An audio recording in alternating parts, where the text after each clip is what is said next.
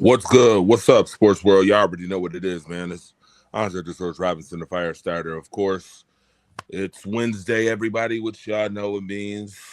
It's world class Wednesdays. Ah, man, get ready for this one. You're going to need a +1, a drink, a snack, all that good stuff for this professional sports talk that you're about to get. Speaking of which, no pun intended. Yeah, shake your head now. Speaking of which, I got two of the most professional guys, I know right now in sports talk, point blank, period. Starting off with Mr. Friday Night Lights, Mr. Coffee Talk every morning. Some people are calling him a football prophet right now. Mr. Marcus the Alphabets is in the building. Okay, sir, you can cut the Professor X shit out. I don't know what that's about, Magneto. This guy. Negro, call me Negro Damas. Oh boy. All right. With that being said, pull your pants up. My man got the pull your pants up shirt on. Mr. Professional itself. I told y'all about professional aficionados. My guy, he is Fresh Perspectives Zone. He is the professional D Stanfield. Devon Stanfield, what's good, my G? Man, what's good, man? I am wearing the pull your pants up shirt. courtesy of my man Ali Sadiq and his team, man. Shout out to Ali Sadiq down in Houston, man. Man, good to be on World Class Wednesdays tonight. Man, we haven't done a show together in a few years, all three of us, man. We used to do this all the time, man. We gotta do this more regularly, man. Yo, the comment section already going off. Said Marcus drunk already. Not yet. No, I don't. Don't worry, because this show is going to have a lot of red, white, peach, the peach crown, and the flash to come out. By the way, man, listen, like and share the show. This one is going to be combustible. It's going to be a fun one. It's going to be explosive. Just get ready. Make sure you pull your pants up for this one. And speaking of pulling your pants up, right now, womp womp, dun dun dun.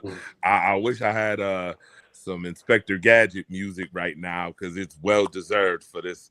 What we're gonna talk about, the whole sports world is talking about right now, is WTF did we just watch 10 o'clock this morning? Pull your pants up. Hey, I'll start off. I'll say it.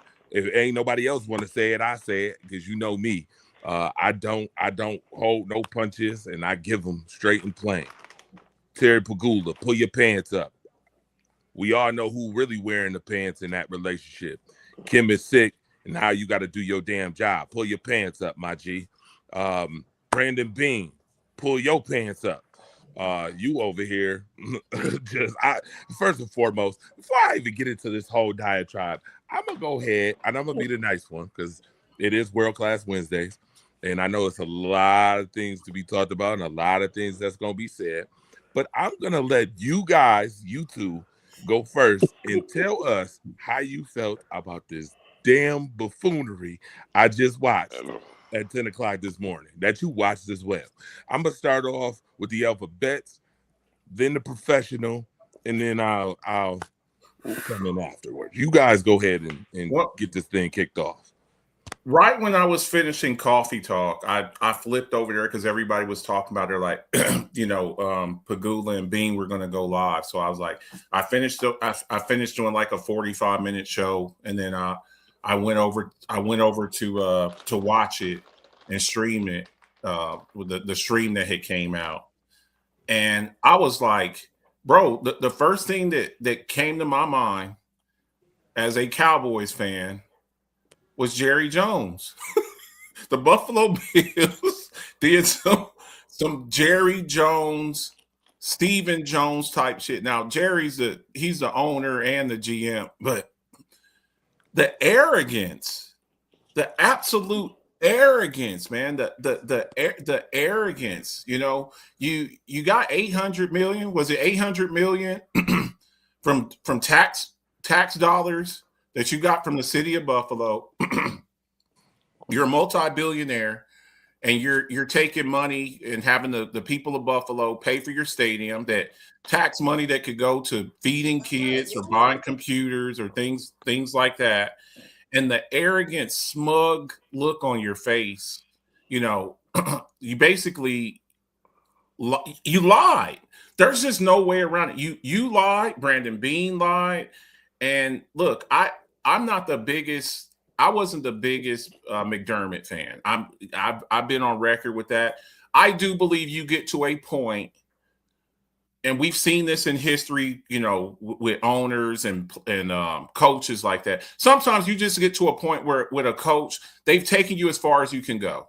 We look at Marvin Lewis with the Bengals. We look at Tony Dungy. We love Tony Dungy, right? He couldn't get the Tampa Bay Bucks over the hump, right? They brought in John Gruden. He gets them over the hump. They couldn't get over the hump in with the Indianapolis Colts. They bring in Tony Dungy. He gets them over the hump. Gets Peyton Manning his first championship. Andy Reid. People forget how beloved Andy Reid was with Philly, right? Four NFC championships. He couldn't get them over the hump. The Andy Reid that we see now is not the way that they felt about him, and he got fired. So I do believe you get to a point where somebody can only take you so far. My issue was if it was like that, then I felt like Bean and McDermott should have won. The way that you treated this guy, you scapegoated Sean McDermott. My job is to coach. And look, there's been some things that I didn't like with McDermott. I blame 13 seconds on him. Y'all can spin it whatever way that you want. 13 seconds on Sean McDermott. And they kept, passing the blame down to people. They blamed Leslie Frazier, and they blamed Brian Dable, and they blamed Ken Dorsey. And now McDermott gets it. Guess who? You're the last one left. So if this shit don't work out now, it ain't nobody but you, because you're the one who was 2 Pro Bowlers And I heard all these nicknames for Brandon. Oh, he's Magic Bean. What has he done so magical? what has he done? He in the words from the movie Gladiator, he returns a conquering hero. What has he conquered? But what has he conquered? That's what I see when I see with Brandon Bean. And he lied, bro. That's the main thing. Oh, I didn't want Keon Coleman. And then they got video of you, bro. Video of you. People be forgetting, man. We got video now. We're not. They got you. Oh, I'm glad he ran a 4.5, 4.6, so he could fall to us because I really wanted him. They got you on video and you lied. So the Buffalo Bills took a step back today. Pegula looked like Jerry Jones 2.0, and Brandon Bean's a liar. That's what I got from it.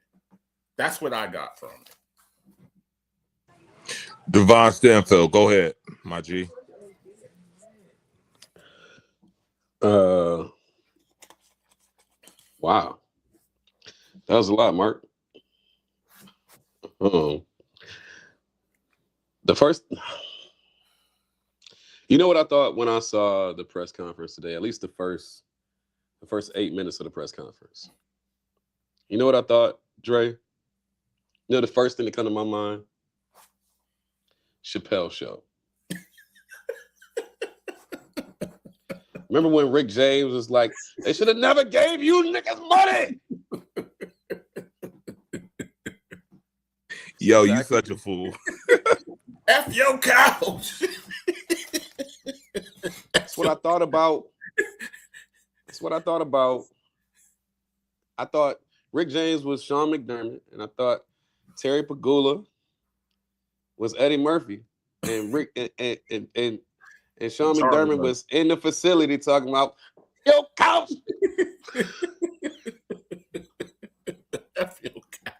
F your football team. Today, yo, listen, and excuse me, but let's run down the numbers, man. And we talked about this the other day. Sean McDermott, 9 years with the Bills, never missed a playoff. Since him and Brandon Bean teamed up. His first year there, after that, he never missed a playoff. Correct. Every single year that they've been in playoff contention, they have had a critical injury or more. And yet they found a way to ascend to nothing less before this year than the 5 seed. Yet you got Terry Pegula putting up a damn phone number talking about 523.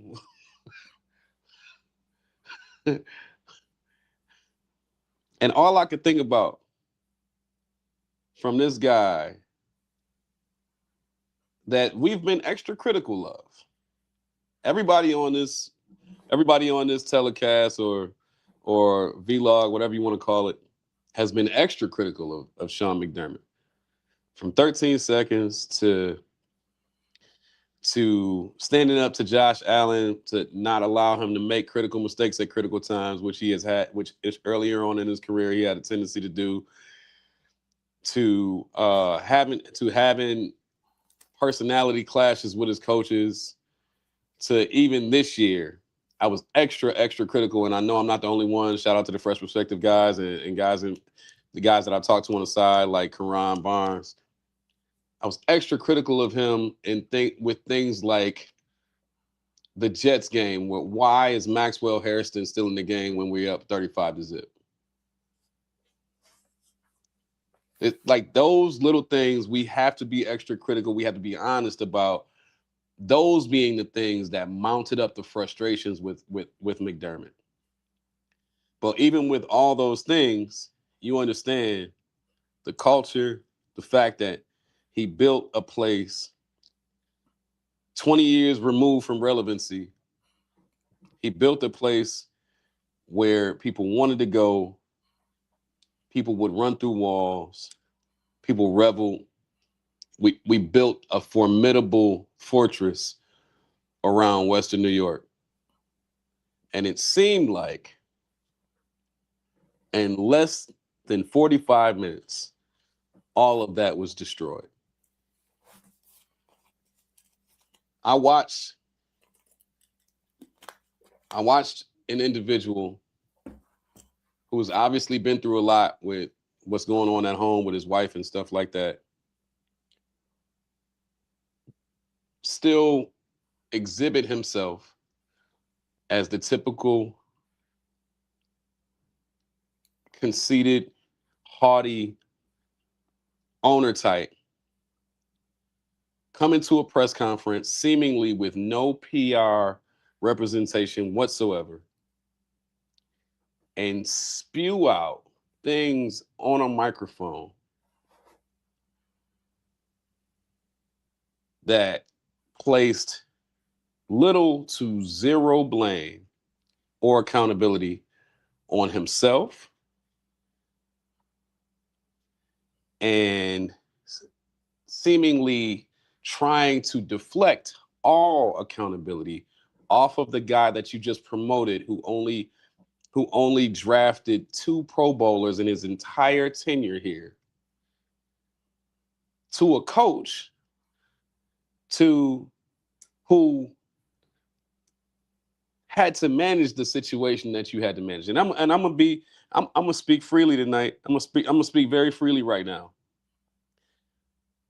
I think that Brandon Beane's moves and willingness to come up off of money and draft picks was based on I'm now sure. I thought before, but now I'm now sure. Those things were based on the restrictions that the Pegulas put in place to make sure that they stayed up under the budget that they were restricted to. And that, in turn, was then handed down to McDermott from Beane, trying to stay within a budget, because all corporations operate on a budget. They can say what the salary cap is, but corporations operate on a budget so they can maintain their bonuses and their profit margins and things of that nature. And so I feel like he handed down the budget to Beane. If it didn't fall within that budget, he didn't make those moves, pushed it on Sean McDermott, told Sean McDermott, you got to work with it. And in this specific year, with all of the injuries and all of the odds and all of the things that came down, I think that there was a boiling over of the situation. Sean McDermott finally voiced his frustration, and he paid for it. And the only reason that he paid for it was because he didn't win. And he didn't win because you didn't supply him with everything that he needed, or let's put it this way, everything that you had access to that he could have used. The Jalen Waddles of the world, the Jacoby Myers of the world, the Newsomes of the world. The list goes on. You didn't provide any of that stuff, but you are adamant about you claim you wanted to win now, and you've reached the proverbial cap on where you can get things. So I guess overall, I don't like the fact that ownership and somebody who probably didn't deserve to be promoted, probably deserved to be out the door as well, wanted to deflect all ownership on an individual that couldn't be there to defend himself. And the only thing that individual did throughout the entire thing was exhibit a Russell Wilson-like level of class as he made his exit. Accountability, mutual accountability deserves to be spread around the entire organization, not just at Sean McDermott. And that's all I got. Definitely appreciate what I've heard so far. By the way, you are watching World Class Wednesdays. Make sure you tune in, like, and share the show every Wednesday, 10 o'clock. Y'all already know, unless some barring emergency happens like snowstorms, but we got through this one. perfectly fine. You know, we started a little late, but nevertheless, make sure you tell your plus ones that this is what we do on Wednesdays, on World Class Wednesdays. Real sports talk going on right here. I appreciate what I've heard so far from the professional and the alpha.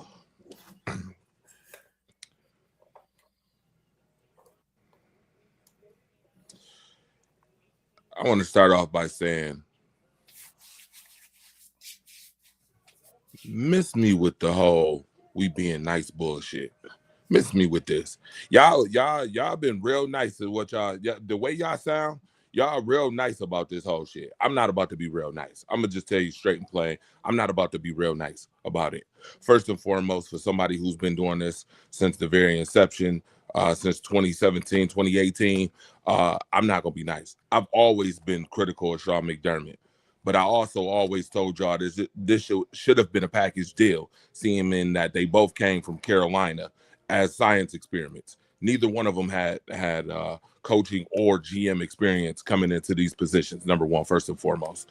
So that let's start there. Number two, let's be real. If we're gonna be real about the situation, Divine, you know how you said that when you first saw this, you thought about Dave Chappelle, and you know, Marcus, when you first saw this, you thought about Jerry Jones. You know what I thought about when I first saw this? And this is and not excluding you, Marcus the Alphabets, but this is for all my 716ers out there. That's from right here. What you saw in that press conference, you ever watched The Darker Side of the Moon? The darker side of the ring, the darker side of the ring? This reminded me of the darker side of this city. What you saw in that press conference is what we see every day on the darker side. Mediocrity that gets elevated on a daily basis. People who can't hold integrity on a daily basis. People who get away with being full of shit or not shit at all. Get away with those particular things that I just mentioned. That's what I thought about. I said, damn, this is an exact mirroring of exactly what I see on a daily basis on the darker side. Because motherfuckers who don't do shit get elevated and promoted. And it's only certain folks, by the way, who get those opportunities and are entitled to those opportunities. I keep seeing it in every aspect. There is no way in the hell you can tell me Brandon Beane, after what you've seen, the buffoonery that you've seen this year alone. We're not going to talk about that alone from the years prior. We're talking about this year alone. When you get on national radio and run your mouth telling folks how stupid they sounded about wide receivers, and then you turn around and you go hire 4 or 5 price right receivers. By the way, I said price right. That's right, I said it. Price right receivers that did absolutely nothing impactful this year. Oh, but we scored 30 points per game. You know what that sounded like to me? Incompetence. I'm not here to be all friendly and give you passes. Fuck the passes at this point, because we ain't gonna get those same passes. I'm not okay with sitting up here sugarcoating and lightening the load on folks when it comes to accountability. I keep telling folks about energy being straight across the board. If you ain't got the same energy for this buffoonery and I see somewhere else and you talking shit, shut your stupid ass up. Shut up. I'm sick of picky and choosy motherfuckers. If you want to sit here and talk about the Dallas Cowboys organization, or you want to talk about the Cleveland Browns organization, or you want to talk about the Bengals organization who don't want to hire defense but want to leave Joe Burrow on a joint, but you ain't got nothing to say for this, please shut your ass up. And I mean shut your ass up. This is absolute ridiculousness what I watched today. First of all, we watched the owner who is incompetent, who has no football knowledge for real. If this was oil fracking, it may be a little different. If this was oil fracking, then maybe he could tell us something. But because the fact that his lady has been wearing the pants for so long, been running the organization for so long, by the way, we've seen Kim be more present than we've seen him be present when it comes to both teams, not just the Bills, but the Sabres as well. Somebody who actually knows a little something. Get on national TV and look like a damn fool. This is the same guy who asked the city to pay $860 million in taxpayer money. Bullshit that we just watched. Buffoonery, throwing players under the bus, throwing coaches under the bus who've done nothing but bust their tail for your organization. Or organization that you particularly don't give a damn about, to be honest. And I called it a dereliction of duty months ago.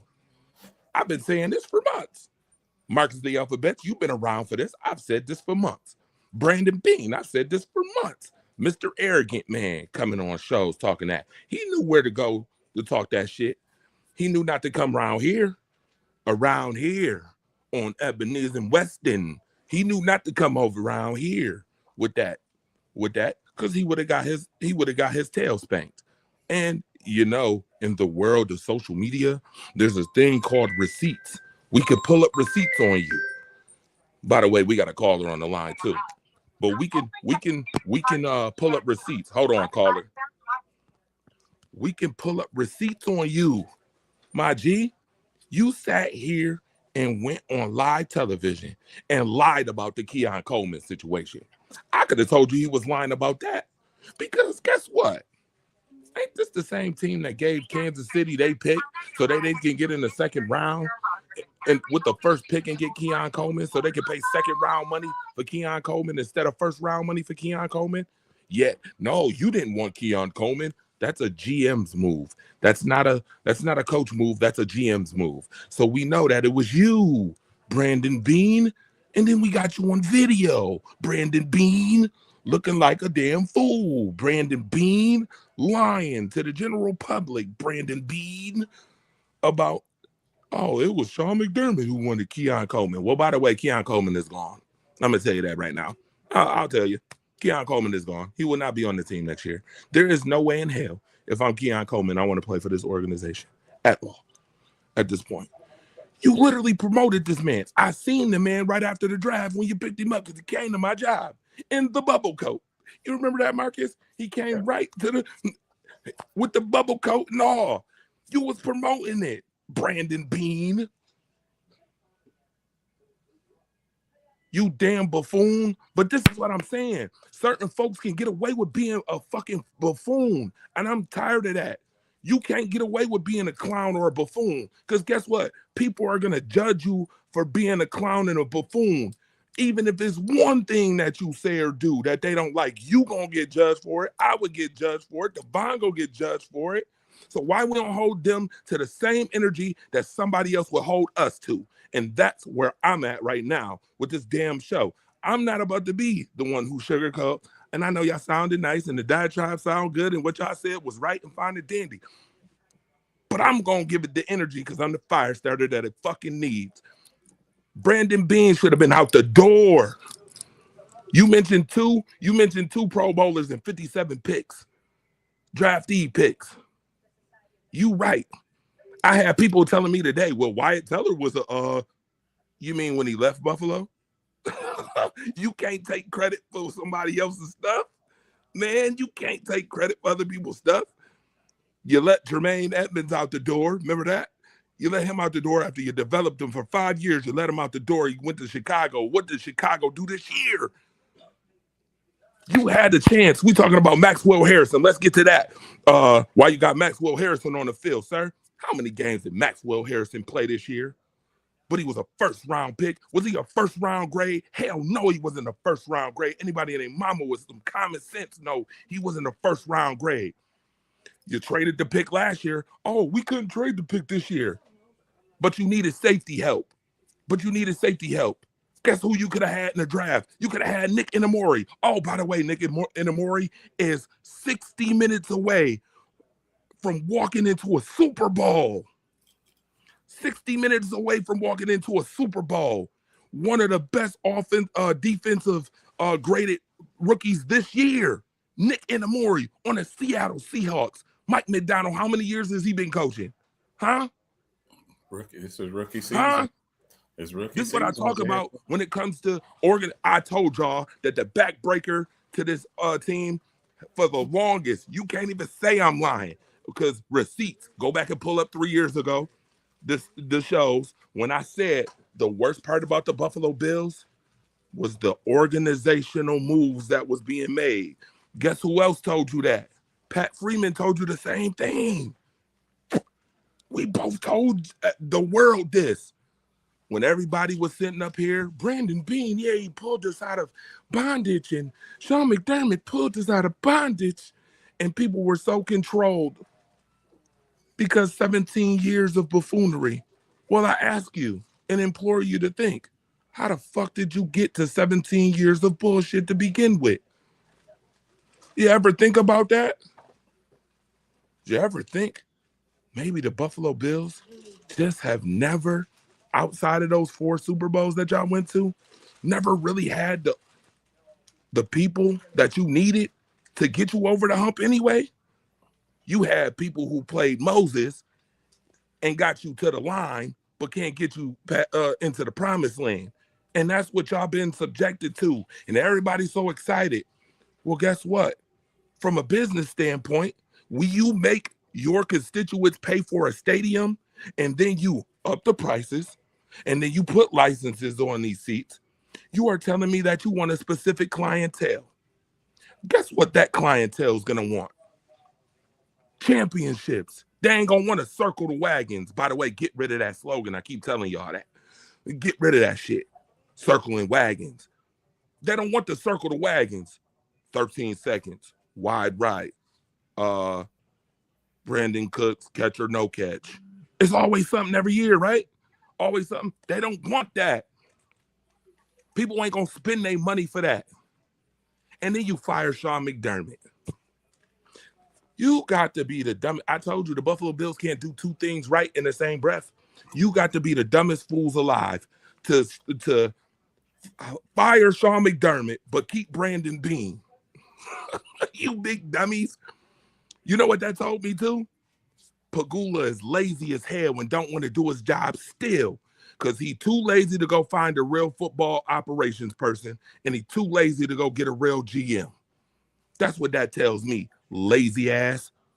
But then I had people telling me this week, sources say Brandon Beane might be fired after the draft. So is the promotion just to buy time?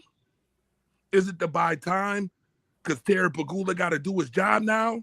Is that what that is? Because at this point, you already done set the organization back. I don't know how long or how far you set the organization back with this buffoonery, pointing fingers and looking like a goofball, talking about people who ain't had nothing to do with the conversation. Didn't somebody plead the 5th today too? Did somebody plead the 5th in the middle of the joint? Pleaded the 5th. Pleaded the 5th during the. This is indicative to Buffalo. I'm gonna tell you that. This is this is so indicative to the dark side of this city. And now you're gonna need a splash move. Now let's segue into that. How do you fix this shit? Because now the shit is there. The big pile of shit that smells like dumpster juice is there. It's there. Marcus the Alphabets, Devon Stanfield.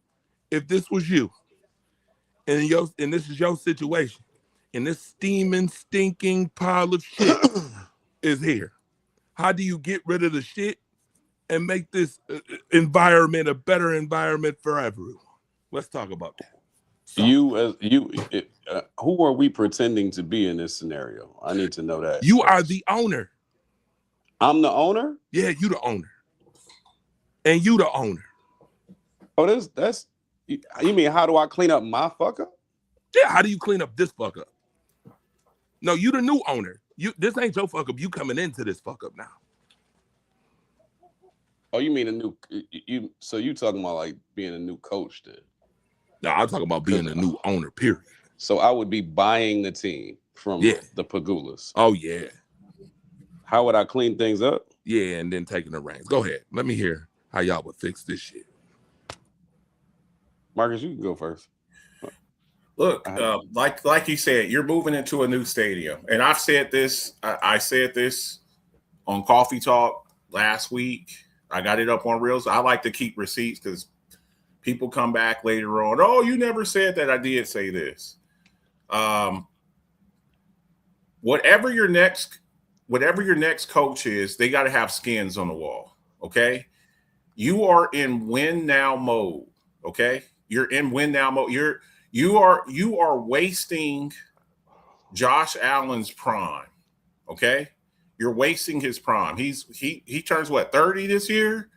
30 years old. I mean, and we've seen quarterbacks playing into, shit. Brady played till he's 45. I think Matthew Stafford's 37. But this is like probably the end of Josh Allen's prime. I'm not saying he's out of his prime. I'm saying like he's not 23, 24 anymore. Okay, where he's running around with his hair on fire. He's the seasoned vet now. The Mahomeses, the Lamars, all of these guys at 2018 class or so, you're the OGs now. Matthew Stafford, he's 37, and Rodgers, he's out the door. He'll probably be gone. Hire Bill Belichick. And you're killing three birds with one stone. And let me explain why. Okay. Right now. Told him this month ago. Go ahead, Marcus. Bill Belichick is coaching at a damn basketball college, North Carolina. When we think about football, we don't. you coaching at a basketball college. Get Bill Belichick, bring him out. He has a clause in his contract that if he gets a head coaching job, he really wanted to be in the NFL, but in last year, Atlanta, he tried to, he was on the cusp of Atlanta, but he wanted total control. I'm bringing Bill Belichick in strictly for coaching. Now, as far as personnel, as far as talent evaluation, he sucks. He cannot do that. He can't do that. He can't find wide receivers. That's just not what he does. When you're talking about just from a pure coaching standpoint, get Bill Belichick. You get the shit on the Patriots because he wants his get back with the Patriots. He got fired. he got fired from the Patriots. Robert Kraft fired him. So you get that. He's number 3 all time on coaching wins. He's number 3. Shula, George Halas, Belichick.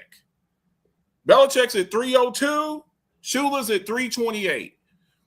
To break that record, he would need like 3 10-win seasons. I think he could do that with the Buffalo Bills. He could be the all-time winningest coach. Give him like a 3-year deal. Get Brian Daboll, bring him back if he wants to be an offensive coordinator. I think he still has bigger aspirations to be a head coach. But if he can't, we still got six vacancies for the coaches now. Get Brian Daboll as your OC. And I don't want to hear y'all talking shit about Brian Daboll no more, because I remember a few years back, I tell you, be careful what you wish for. Oh, Brian Daboll sucks. He sucks as our OC. I heard that from a lot of people. Be careful what you wish for. Oh, his offense is stale. He can't do this. And the very next year, he goes to damn New York and wins Coach of the Year. So, again, some of y'all gotten spoiled. Bring Brian Daboll back. Make him the coach in waiting. Let Bill Belichick do his thing. And that's what you do. That's what you do, because Joe Brady's more than likely gone.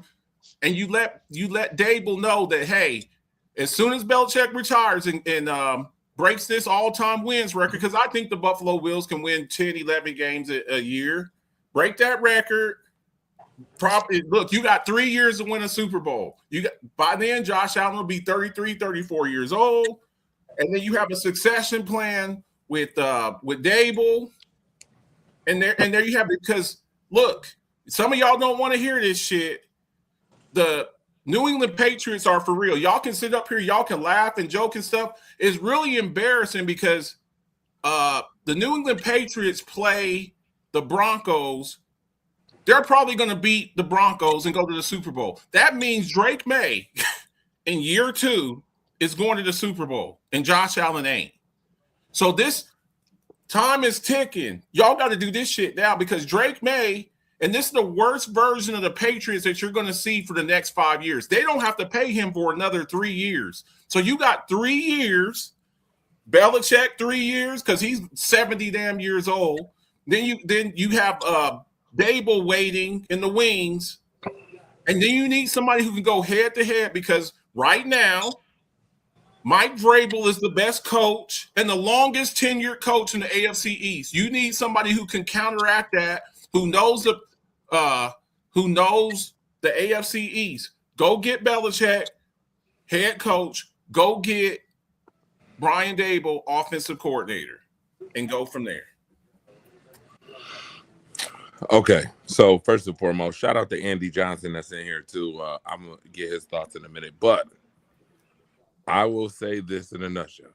Marcus the Alphabets, don't do that, sir. First and foremost, context matters. When I talk about Dable, I talked about his ass because I got to sit up here right. Listen, I didn't need binoculars for this, okay? I was in my living room for this, okay? When you're playing a playoff game and you're on the Colts side of the field and you run the ball 3 times in a row, for God knows whatever reason, hell yeah, I turned around and looked at Dable and shook my head, and Dable kind of leaned back in his chair. Yeah, I did, and I talked about his ass. Sure did. I ain't gonna lie about that because you buffoon, what the hell are you doing? But I also understand that Brian Dable did a lot of that to try to keep Josh on the leash because we all know Josh Allen, when 100% healthy, can be a wild dog. He is a dog. A wild one he can be.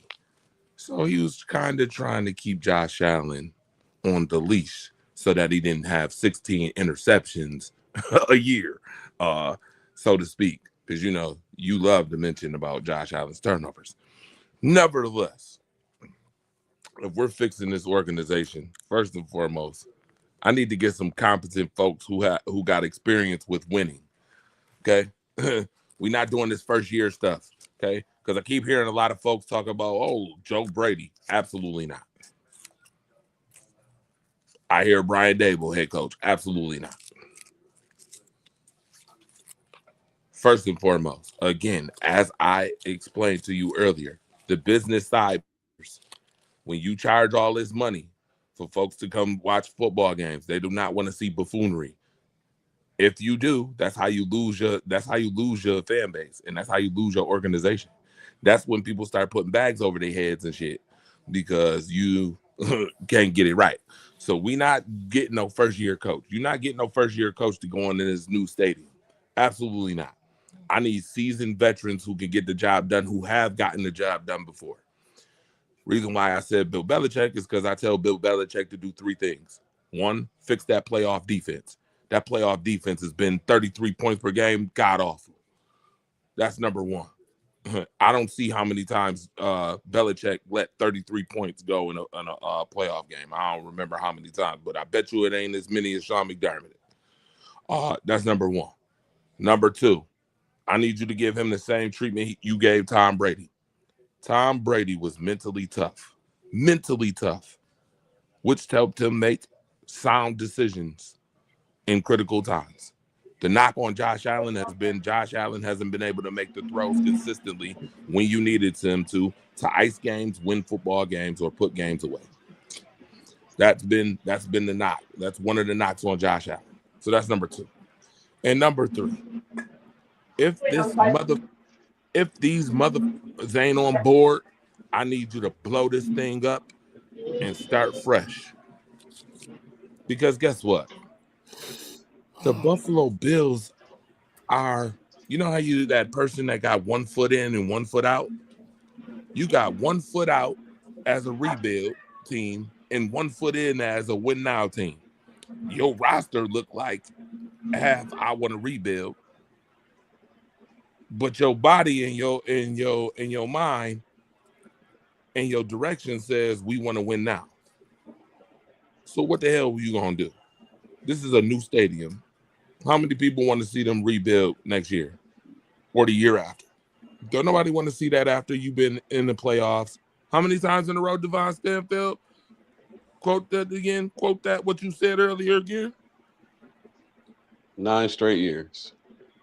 9 straight years. So I don't want to see no Dable, and I don't want to see no Brady. I don't want to see none of them first-year team coaches, because that would be the corner cut that the Buffalo Bills is so used to doing, trying to get price right and trying to get Wegmans quality out of price right product. Cutting corners is what y'all have been doing for years and getting away with it because Josh is your quarterback. Now, as much as we talk about Josh Allen, I'm going to be honest with you. Y'all wouldn't make the playoffs without Josh.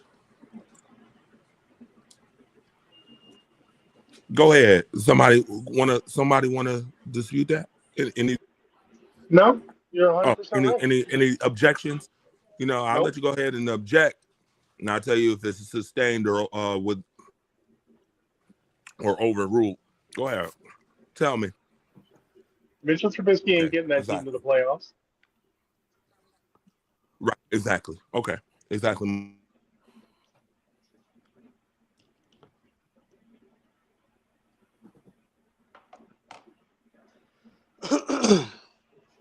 Still there? You asking me? You've been living off of Dre, you're freezing up. D, go ahead, because he's freezing up, and when he comes back, then we'll put him back on there. How do we fix this? How do you get out of this mess? Josh.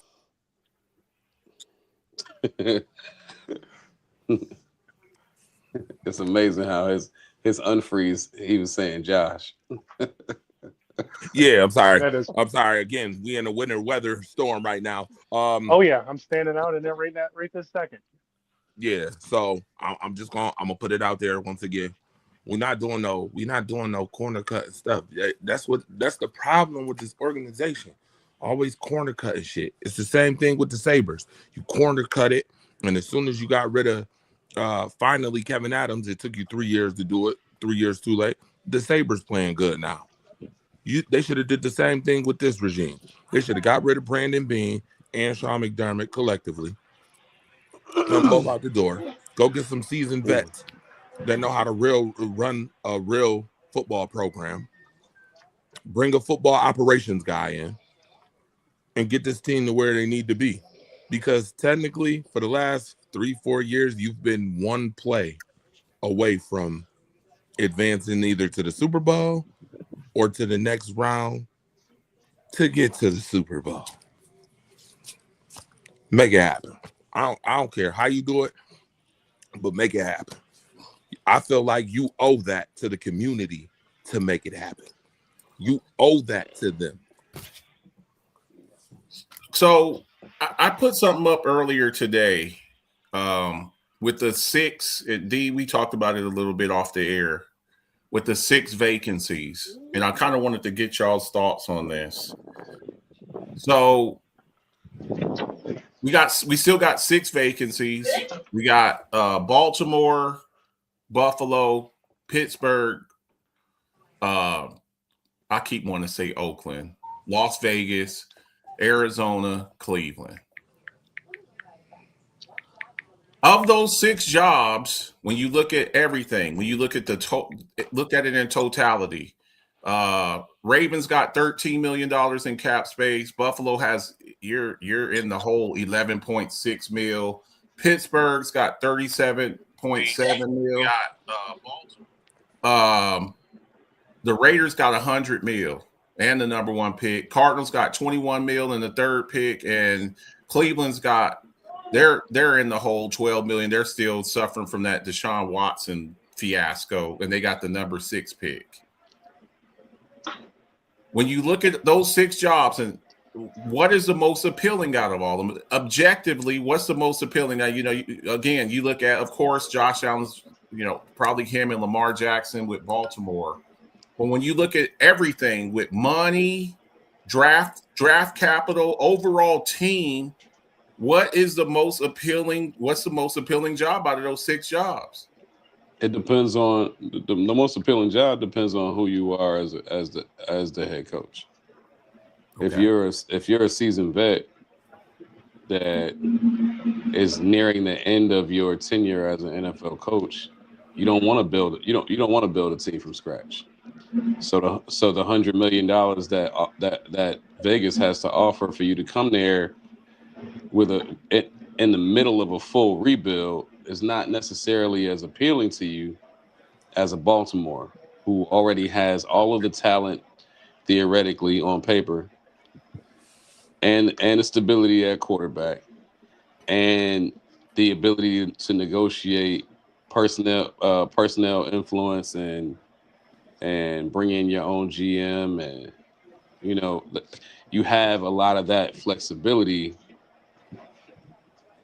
or just have influence over front office stuff. You have a lot of that flexibility right now with a team with a heavy talent level. And this is not to disrespect my own Buffalo Bills, because I feel like there's a lot of talent on the Bills as well, but there's a lot of older players that are matriculating towards leaving the NFL. You got your Joey Bosa's, you got your Jordan Poyers, you got your Jordan Phillips, Milano, Dawkins, Milano, Deion Dawkins. The list goes on. So if you're not filling these holes now, you have these holes to fill over the next 2 to 3 years in a state where you're already $11 or $13 million over the cap. So you already have to do what Brandon Beane has been doing for the last 4 years, which is going into a consistent restructuring strategy and then figuring out who you're going to let go, and then trying to fill those holes in the draft, knowing that you don't draft well, which is Brandon Beane's MO. Well, at least he doesn't draft well in the first round. He's only drafted one guy well in the first round, and we know who that guy is. So, with that being said, like if I'm a seasoned head coach, I'm going to Baltimore. If I'm a younger guy that doesn't mind the rebuild and enjoys the flexibility and is a culture guy, I'm going to Vegas. And if I'm a guy that wants to take on a challenge, I'm either going to Pittsburgh, Buffalo, or Cleveland. Because those are high risk, high reward situations. All right, real quick, we got a caller on the line. We got callers calling in right now. Caller, what's up? Hey, how we doing, guys? Pretty good. What's good? Good. Andre, it's Mike, your best friend, the bartender. Yes, sir. Buddy. Yes, sir. What's good, my G? So I'm gonna lay some things out. You guys can just hear me out for a second, and then I'll hang up and listen. So this is how I take it. As someone who's been involved with football for over 30 years in all types of levels, from Little League to semi-pro and watching the NFL, this is what really, really irks me about Buffalo. This is Terry Pegula's team. He fired McDermott for not winning. The same thing he did to Adams for not winning in the Sabres. Fired Adams. We went on a 17-20 win streak. Where I come from in a football background, you are brought up to learn and play by your coach. It is not your general manager's responsibility to make sure that these players play the game. His job is literally to sign a paycheck and give it to you. I don't get where people in Western New York don't understand the fact that McDermott didn't do his job. I don't care if you have Bill Belichick, you have Don Shula, you have Tom Landry, or even Lombardi himself. You could take the best 22 players in the NFL and put them on a team, and if they are not winning a football game, you fire that coach. I am a big fan of McDermott. He deserved to get fired. I'm a huge fan of Josh Allen. He messed up. 4 fumbles, 4 turnovers. Is Josh to blame? Yes. Is Sean McDermott to blame? Yes. But people in Buffalo need to understand that this isn't just a game, it's a business. If your boss isn't doing your job, your boss gets fired. If I'm not doing my job as a boss at my job, I get fired. And as a loyal Buffalo Bills fan for as long as I can remember, you got to let them do what they got to do. I want to see a Super Bowl before I die. And Andre, you still owe me $40 from the playoff bet. Mm-hmm. I got you. But as a diehard Bills fan, I'm going to let them do what they have to do to get us to where we need to be. As much as it hurts, it sucks. As much as we want to win, you got to let Terry Pegula run his business. And that's what the NFL is. It's a business. If he thinks management's not doing their job, let him correct it. If management's doing their job, leave them be. You had the best player in the NFL. You had the shittiest roster who was picked by McDermott himself. You lost.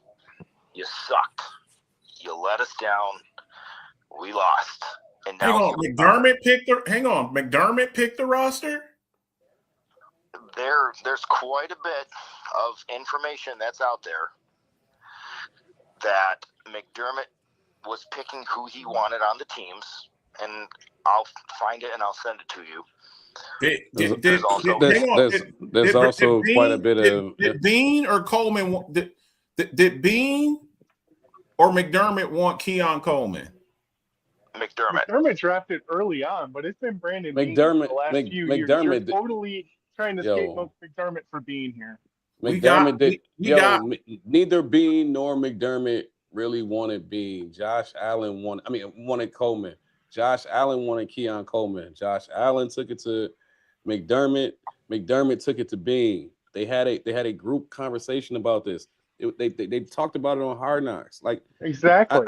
I don't know why. I don't know why Pegula got up there and was like, it wasn't Bean's first pick, because Bean didn't know who the hell he was picking in the first round at first. He just knew that he didn't want Xavier Worthy because he wasn't built for the cold weather play. They were going to trade Coleman. He picked Coleman because that was who Josh wanted. And Bean wanted him. That's why he said, I'm glad he video evidence, him saying, I'm glad Bean had no problem picking him because Bean had no problem picking him because he slipped so far. He made it very easy to pick him because he fell so far in the draft. But let's not act like this is a Sean McDermott pick. This is who Josh Allen wanted. It's well documented. People need to stop trying to scapegoat Sean McDermott. Sean McDermott is accountable for enough fuck ups. You don't have to throw extra shit on him that he's not responsible for. Well, I'm not against that. McDermott messed up a lot, absolutely. Did Bean mess up too? Maybe. Yeah, and he should have been fired for it. They both should have been fired for it. They both should have been fired for it. But to Dre's point from earlier, if you're preparing, this is me personally. Now, Dre's point earlier was they let Doug Whaley do all the preparation and all the scouting for the draft, and as soon as the draft was over, they got him out of there. What's to say that they won't do the same thing to Brandon Bean, just so they don't have to put forth all the effort towards going into this draft? Now, me personally, and my sources told me that may happen. Now, me personally, I wouldn't want, based off of his track record alone, I wouldn't want Brandon Bean nowhere near this draft, especially on the strength of the fact that the last six Pro Bowlers that we had were drafted by the person that you got up out of there. I would have more faith in bringing Doug Whaley back as an advisor for the draft than I would allowing Brandon Beane to carry out the draft. If it was me. Hey, Devon, we ain't even get that deep into it yet. I was going to go deeper, and I was going to say, well, we know why that happened, because you couldn't let a guy like Doug Whaley have credit. Hey, man. Don't get me started, sir. Lead up where it is. Don't go there, because I'm going to go all the way there. If you started up, listen, hey, man, if you light that match, I'm telling you right now, Devon, if you light that match or you strike that damn lighter, I'm going to engulf that bitch. I'm going to make sure that turns into a big ass fire in which I'm going to be right. And so if you want to light that joint, you go ahead and light it. But I'm going to tell you that you know why. You also know why Brian Flores ain't coming to Buffalo. You also know why. Don't get me started. Don't you start your out of the tote. Listen, I tell Marcus he do this once a show where he like to be the poker once a show. You are now poking, sir. You are now on the protein and poking. Whoa. Pause, man. Not like that, Pause. sir. Ain't no baby oil and ain't no Diddying around here. But you are poking a conversation in which you know where this conversation gonna go. So let's listen. You know. I am not. I am not pointing any direction towards anything other than football acumen. Go ahead. I don't want to have a conversation around the nuances of NFL ownership and how they operate as it pertains to who they would rather have in places of success. Yeah, don't good. Yeah. What I will say picking is that this. pie apart. You picking that pie really good right now. What I will say is this. I find it mighty funny that Doug Whaley drafted our last bulk group of Pro Bowlers. And those individuals, as they get towards the end of their career, are still really the only people that we have to hang our hats on as far as that level of success is concerned. Meanwhile, go ahead. If you think about it and you look back, as much as I didn't like Whaley as a manager positional-wise, you think back at it. Yes, Whaley drafted these draft picks, but McDermott technically had the ultimate say at the end of the day. He wasn't happy with Whaley. Whaley was gone. He brought in his boy Beane.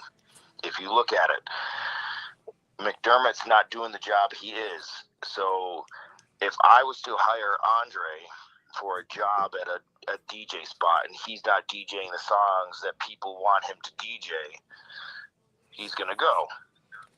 But if Andre's playing the songs that people want him to play and I'm not teaching him how to be a better DJ, then I should go. So in the end of the day, are we happy with a guy that was coaching a team that couldn't get it done at the end of the day? Or are we mad at the guy that is signing the paychecks at the end of the day? Can I be mad at Beane for the money that he's dishing out? Yeah. Let's worry about the cap, because now we... Yeah, but it's not just the cap. It's the draft picks, too. He's not picking the right players and getting them on the team. You're ignoring them. Outside of Josh Allen and James Cook, what has Brandon Beane really done? Sign a paycheck. And that's not good enough to be a GM. He has nothing. But Beane has nothing to do with the playbook. He has nothing to do with... We're not talking about the playbook. We're talking about players. We ain't talking about playbooks. We're talking about players. And he hasn't gotten the talent around Josh Allen enough to win a Super Bowl. That is a fireable offense. But that's your job as a coach. coach. No, it's the GM who makes the final decision on the draft. And get him there. Does the GM not make the decision for the draft? You're ignoring that. I played Yeah, local. it's not just shining 5 checks. years. He's the one that decides, we're going to take this one in the first round. We're going to take this one in the second round. We're going to take this one in the third round. And you're ignoring that. It's not just about shining checks. No, but if I have a coach that I'm playing football for, and I've played football for 5 years, and he's not helping me become a better player, you going to keep him around? I'm not arguing that McDermott shouldn't have been fired, but Dean needs to be the fuck out of there too, because he want to talk about, he has a championship winning roster, and yet we have not dollar store fucking receivers out here or people on their last fucking leg. The community, the mafia, were so butthurt that McDermott got fired first, but they're not looking into the future like, okay, well, the next guy up would be Brandon Beane. You have to, we all as a Buffalo community have to remember that Terry Pegula at the end of the day has the final say. As much as I liked McDermott, don't get me wrong, I was a fan. He wasn't taking some of these draft picks, whether it was his pick or Beane's pick, and turning him into that all-star caliber to getting us to where we wanted to be. Did he get us to the playoffs? Yes, absolutely. I won't deny that. But did he get us to the games where we should have been? No. Whether we had the MVP quarterback or we had the best receiver in the league. But you're still missing the fact that Brandon Beane should have been fired. Your job as a head coach is to take a B-plus player and make him into an A-plus player. If McDermott wasn't doing that, then that's McDermott's fault. If you have a I'm not sitting here saying Sean McDermott shouldn't have been fired. I'm just saying Brandon Beane should have went with it. Hey guys! All right, we're having an in-depth conversation over general management, and we're having an in-depth conversation over what each other. What? Hold on, bro. Hold on, bro. We're having an in-depth conversation about job titles, and that wasn't how this conversation started. This conversation is particularly about what you would do to change what the negative connotation that left up out of the conference, the press conference today. And I understand that you called in to talk up about Terry Pegula and the fact that it's his decision and this, that, and the third. But at the end of the day, I think that we all agree that there is a bunch of accountability to be passed amongst everybody involved in this situation. Sean McDermott, Brandon Beane, Terry Pegula himself. Terry Pegula should have never been. If we being honest, Terry Pegula should have never been at that press conference today. Not at a microphone. He should have been there overseeing, but he shouldn't have been at a microphone. I'll tell you what. Hold on. I'll tell you one thing Sean McDermott did do. He kept Terry Pegula from having to get on that microphone. I'll tell you that. Because the first thing that Sean McDermott does is tell you exactly what went on and take accountability for where he was wrong and the things that they did right. Or his ass is gonna say, "Let me go check the tape." Yeah. Let me go check the tape. All right, seriously. All right, I'll go back to the beginning where I was. As much as I am a diehard Bills fan, I respect Pegula for his decisions because he is the owner of the team. It is technically his business at the end of the day. I just want to see Terry Pegula make the right decision in bringing in the next coach, and I will agree that I think that Who should that be? That's where it gets difficult because I would like to see an offensive coach because of the weapons that we have at the helm. But at the same time, as a defensive player myself, I want to see the defense get better because that's where we struggled at the end of the day. But I think we should really bring in someone that has versatility, someone who has knowledge of the game, someone who's been around the league and knows what's going on, but at the same time isn't afraid to take that step and try something new. What weapons besides Josh Allen and James Cook? You talk about this plethora of weapons. After Josh Allen and James Cook, what are these weapons that we're talking about here? That's where we have to get better, is our receiver core. But you just said that I want an offensive coach that can help with our weapons. And I'm asking you, what weapons are you I said referring weapon, to? not weapons. Oh, he said weapon. He said weapon, not weapons. Weapon. Okay. So Okay, hold on. No. I'll answer that. I'll answer it. The Okay. Buffalo Bills are strong in these areas when it comes to offense. The Buffalo Bills, when they're not playing elite pass rushers, this is hilarious. When they're not playing elite pass rushers, have a legitimate offensive line because of the continuity that they have. And that's number one. When they're not playing elite pass rushers, because we saw what Atlanta did to them. We saw what Houston did to them. That wasn't fun at all whatsoever. Denver. And what the Broncos just did. And I just mentioned Denver. So Yeah. I said Denver. Yeah. Denver. Okay. Now, with that being said, so they do have a better than average. Before you move on from that comment, is it just me, or did nobody else see the fact that every one of those, what the Broncos did was not extraordinary. It was self-inflicted. Yeah, it was. We did that to ourselves. We held the ball for 41 minutes and moved the ball up and down the field as we saw fit. It was the turnovers that held us back. We were light years better than them. Well, the non-holding calls. Well, the turnovers were. You said that only one of the turnovers were as a result of any physicality or elite play from Denver. Everything else was as a result of a missed or subjective referee call, or a bad throw, or Josh Allen being Josh Allen just being Josh Allen from rookie year. The play right before the half, he's being lackadaisical with the ball. Yeah, you already passed the line of scrimmage. Why you ain't tuck it? That's not anything elite that Denver did. That the pass across the middle, he ain't put enough on it. That's not anything elite that Denver did. He underthrew the ball. Well, and also look, just like in the Houston game, they're elite, but you're running backwards 20 damn yards. You can't do that. You can't do that when you're playing good. Good teams, you can't make mistakes like that. This alludes to my point from earlier, Marcus.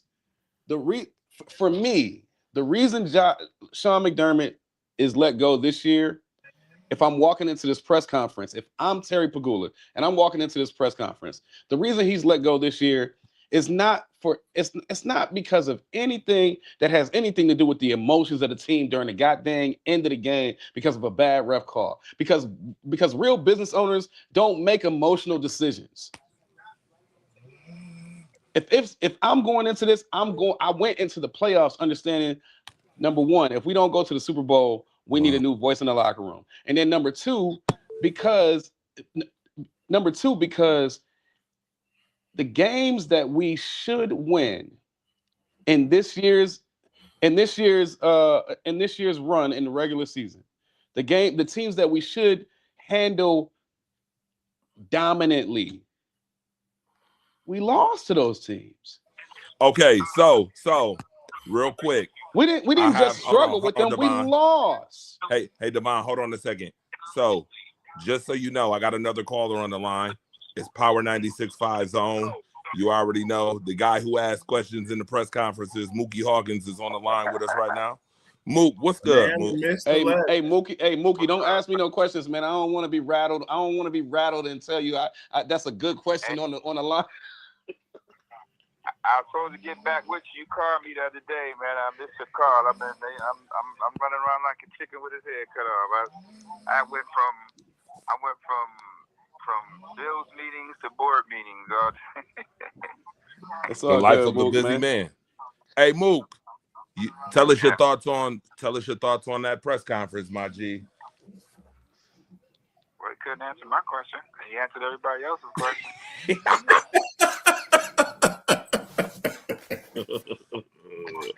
I mean, why beat around the bush? They toying around with it with their questions. At the end of the day, Brandon Beane's general manager. Sean McDermott's the head coach. So, how much responsibility goes into coaching Terry versus roster construction when shit falls short? Marcus, what did I say in our private conversation, Marcus? Yeah. Mookie, that's why I said he wasn't prepared for you to ask that question with regards to how he evaluates success. Why you stump that man in front of a national audience, man? Why you stump that man like that? Had to choose. That question right there, he has to choose. It's either one or the other. No, why would you ever give the world the impression that people that look like us read and write? It was kind of funny. We've been doing I that. caught like a snicker from a fellow reporter in the room, and I was like, "Is he laughing at my question?" Well, let me explain it thoroughly. So, I mean, at the end of the day, it was more than just Josh Allen crying in the locker room. It was the years of blowing fourth quarter leads 5 out of the past 6 years. It was on when it comes down to making head coaching decisions in clutch situations. That don't go right. When you're 0-9 in overtime games with Josh Allen, that don't go right. When your defense can't get a stop, and Josh Allen is crying because they screwed up in the first half. They turned the ball over. They overcame a 10-point deficit at halftime. Took the lead back. And all we asked you to do with 2.5 minutes to go in the game is get one stop. Now, mind you, they was getting them all during the course of the game. But when it matters the most, you're predictable. Teams know how to beat you. With one play, you blitz on first down, you blitz on second down, 3rd and 11. Their number one receiver is wide open for a 20-yard gain. First down. He's 6 moves. All hell broke loose after that. It's just the repetitive failure of what always happens with this team in the postseason. So that's what it really was at the end of the day. And it's a little bit more. But for the most part, I mean, that's the only, blemishes on Coach McDermott's record. Other than that, he's a winning coach, but just can't win the big one right now. You know what this reminds me of? And I'll let y'all boys, get you up there too. This reminds me of a young Andy Reid, right? That's what I just said. Marcus just said that. His next stop, who's to say that he's going to do things different for sure. He's going to do things differently for sure. He's going to have to interact with alphas in the room. You can't be the sole controller of everything. You can't dictate everything and try to control things. Like, he's a grown man at the end of the day too. Mookie, what do you think would be the best? Mookie, what do you think would be the best path for Sean McDermott since he's out of there? Do you think taking a coordinator's job, or just like maybe sitting out a year, sitting back, kind of recharging your batteries and jumping on the next coaching cycle? What do you think would be the best path for him? I mean, with the coaching businesses out here west, I mean, when you look at it, Tomlin's not available. He's not going to coach this year. He's going to go to Tampa Bay next year if things don't go well. But I mean, if I was McDermott, I'm shit. If Kevin Stefanski can get a head coaching job, you know what I'm saying? And Coach McDermott Coach McDermott 98-50. 98-50. That's 2 for 1 right there. He was the winningest coach the past 6-7 years. Nobody has more wins than Sean McDermott right now. So I mean, you know who Sean McDermott reminds me of, Mookie? Who? Sean McDermott reminds me of the girl that you about to let get away. You don't put all your work into this girl. And then she's gonna go somewhere else and be somebody else. Go somewhere else and be somebody else's queen. Awesome wife. Yep. Sometimes that worked out for both parties. I just think it was time. I mean, when you really look at it, I mean, for them to just do that like 2 days after they lose the game, he was going to get it was Super Bowl or bust. You know That's why I said that, Mookie. I said the Pagulas came into that shit. knowing that if he didn't make it to the Super Bowl, they were gonna fire him. They They can did him feed us better with than they did him better than the Ravens did Harbaugh, though. They fired him over the phone. 48 hours though. Like, I'm like, They damn. fired him over the phone. So that mean they did Some give him a reporters little. wasn't even back. Some reporters wasn't even back. You know what I mean? Like, I'm like, damn. Like, everybody missed locker cleaning. I wasn't in for locker cleaning. That's nothing to really talk about, locker cleaning. Yeah, I think he coaches again. I mean, he still got some opportunities to be a head coach. You know, sometimes, you know, you gotta, you know, you learn. This is Sean McDermott's first time ever being a head coach, so he's definitely gonna learn from all of this. And the Bills has got no choice but to learn from all of this too. I mean, right now you just gotta, you know, you gotta guess right now because, you know, put a hand in the window a little bit. Depends on who they bring in. Joe Brady process was kind of quick today. Got that over quick. Mookie, what do you think about I had said earlier, and I've actually seen it on a few other shows, and Dre even brought it up. What would you think about bringing in Belichick for like 2 or 3 years? Do you think he could turn it around in 2 or 3? I said that off the rip. I mean, when you look at what New England was able to do, just like that. I mean, the familiarity. I mean, Dable was on Belichick's staff. So, you know, they have familiarity. You bring in Bill Belichick as the head coach because one thing for sure, Bill Belichick will win in the postseason. He's a tough out in the postseason. Damn, didn't I just say? Didn't I say that Belichick would fix that playoff defense in a heartbeat?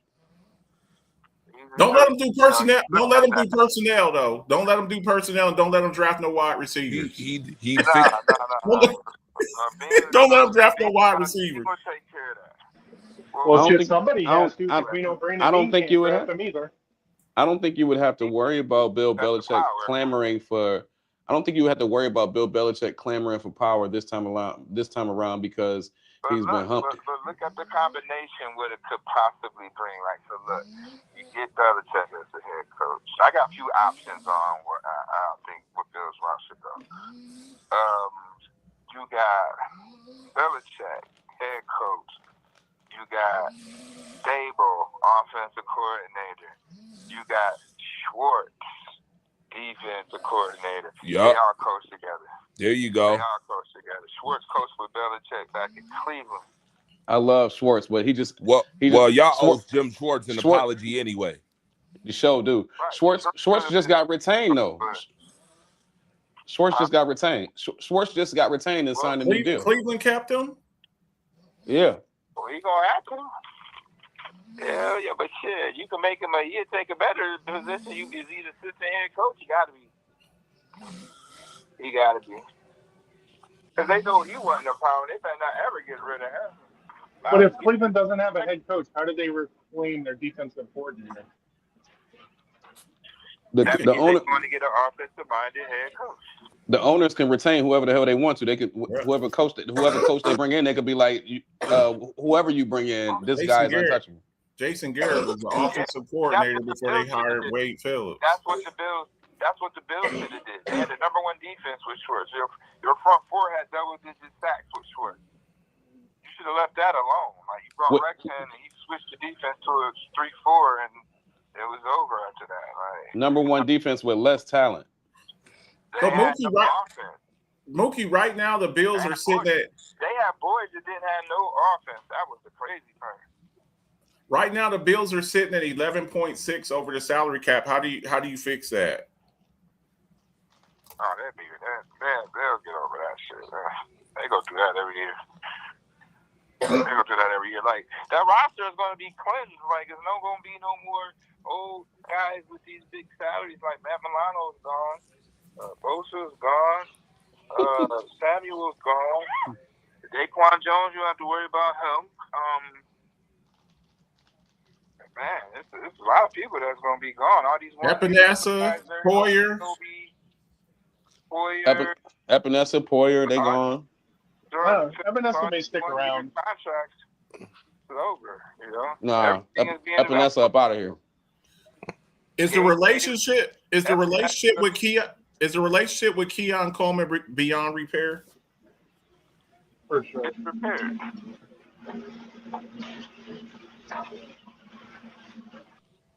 You said who cares? I said it's repaired. That's what he said. It said it's repaired. It's repaired. Okay.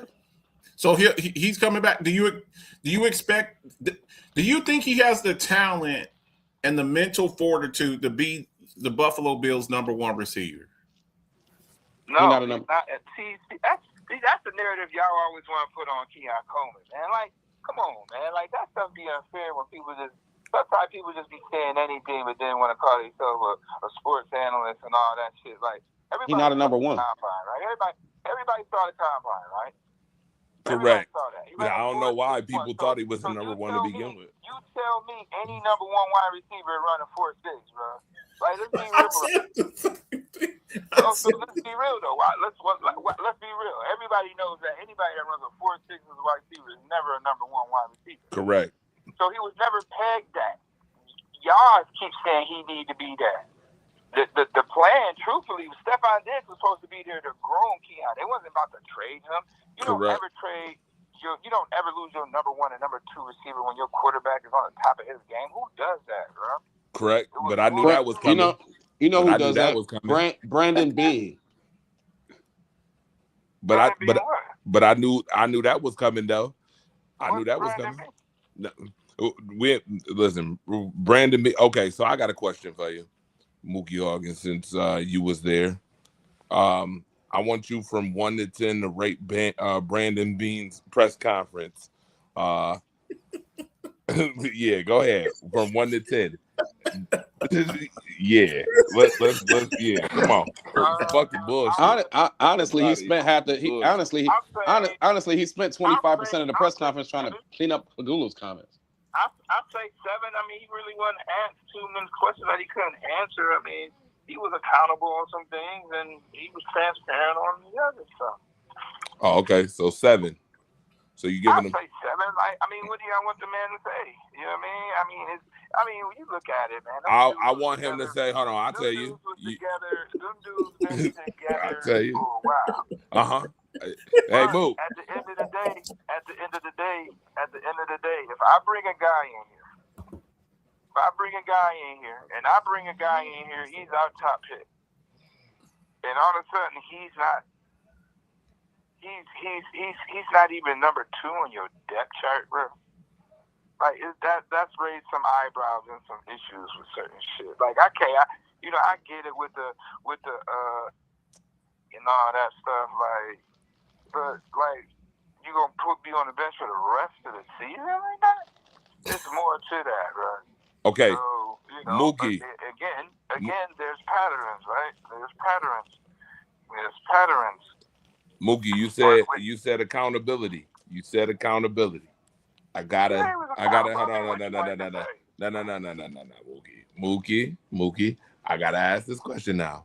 Are you being the Mookie that I know who was super optimistic on the Bills, or are we being the realistic Mookie that I got to see before? I'm saying every question that Bean was asked today, he answered the question. Oh, okay. Well, this is what you asked me what I wanted him to say. You know what I wanted him to say? You gotta ask the question. Ask what you want to say. Damn right. Because if I was there, I'd have asked him. I don't know what answer you looking for.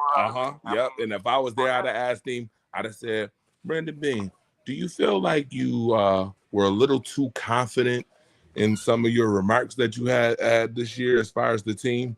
Well, they asked him that, right? What was his response?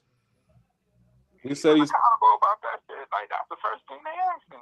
The first thing he said, the first thing they asked him was that the first thing he said was that I'm a confident and I'm a passionate guy, and I want the best for this team first. So do I go overboard and get emotional about the team sometimes? Yes, but he said I brought it back. I told you the facts. The facts were that we were the number 1 scoring offense the last 8 weeks of the season. Like I said, he spent half of his press conference. I won't say half. He spent 30% of his press conference cleaning up the stuff that Pagula was saying. He spent the other portion of the conference spitting some facts and trying to be as politically correct as he could with regard to answering some questions, which honestly alluded to some other things that I just don't feel like he's willing to talk about. And I'll leave it at that. Yeah, well, again, I need you to make sure that those questions wasn't asked. That's what happened. The questions wasn't asked. Of course they weren't asked. So Of much, course they weren't. Wasted, but my thing is this: they wasted so much time on Keon Coleman. Right. How much time y'all think we was gonna have to talk to? We talked to him for 15 minutes. Yeah, see, that's the problem. All the bullshit be getting wasted on bullshit questions. First and foremost, number one, hey. Well, I mean, like I said, man, it's more to it, but they not at liberty just to tell us. Yeah, I bet. Let's be real here. Like, they're not. You don't ask them proper questions, then you not gonna get what you. Oh well, I would have, sir. You claimed that same thing about 30 points and having the number one scoring offense, yada yada yada. Then turned around the same week. Team, Dre. He don't coach the team. He don't call the plays. Oh, okay. He don't create the depth chart. You know what I'm saying? Okay, but he make the acquisitions, right? Right. He does he make the acquisitions? Roles, bro. Okay, and I'm gonna ask you this question. I'm right, and I'm asking you the question as a general manager: does he make the acquisitions? He makes the acquisitions, and that's what Mookie is trying to tell you. Is that's why Mookie asked the question that he asked.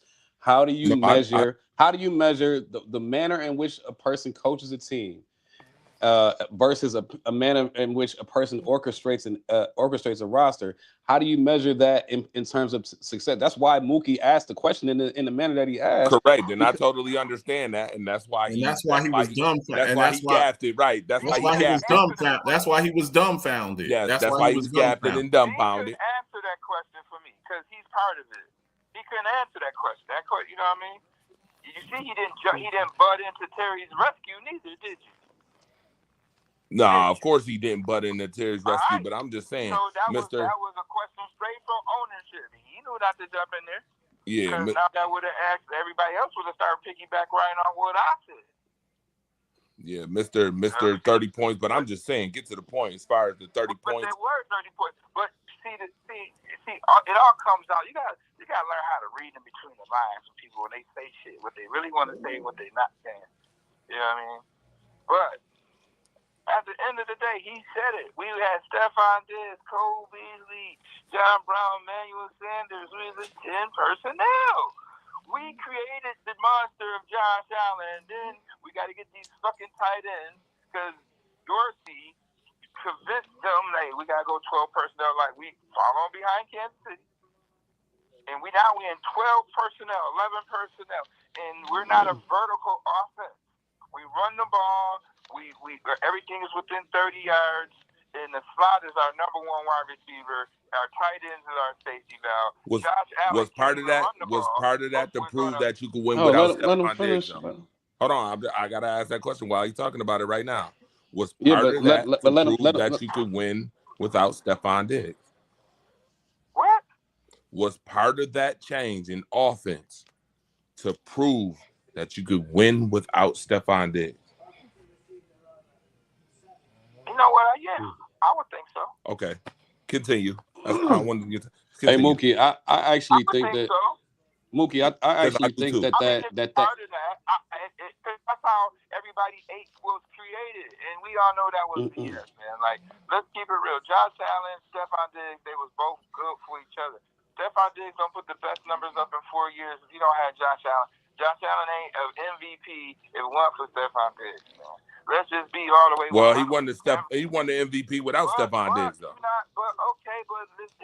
more to all of that. Like, I get it.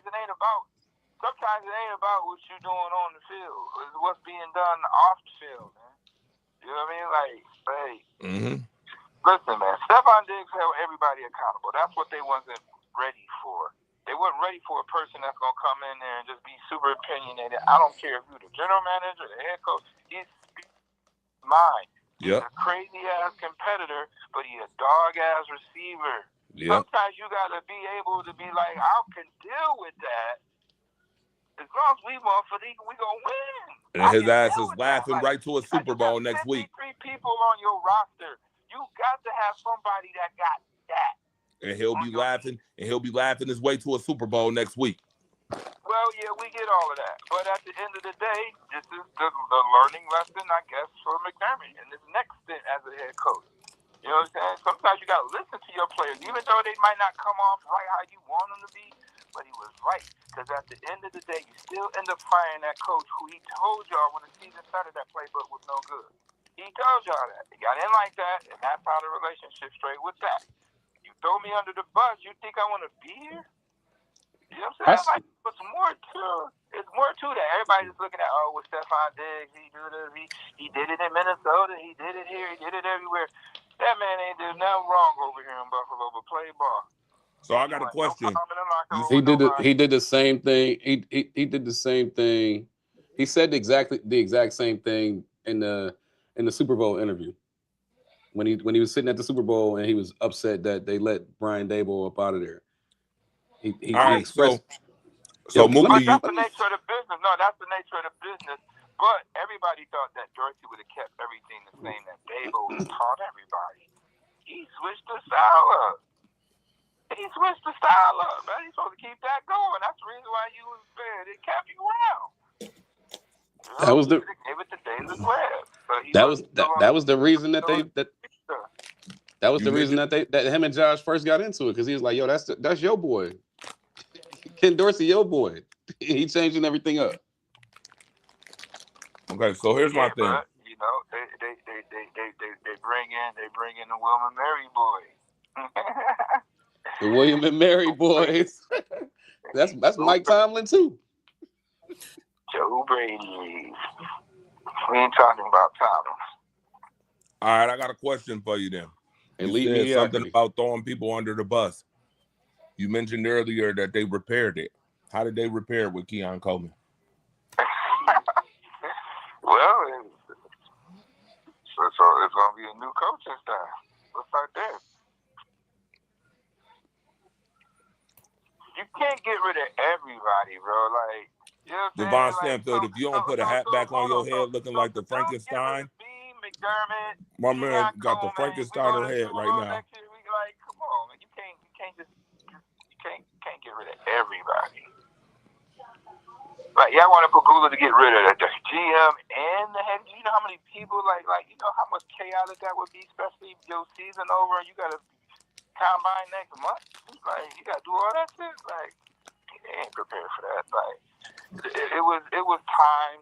You know, if this wasn't the time, it's just unfortunate because I thought Coach McDermott really hit his stride as far as evolving as a better play caller and adjuster defensively.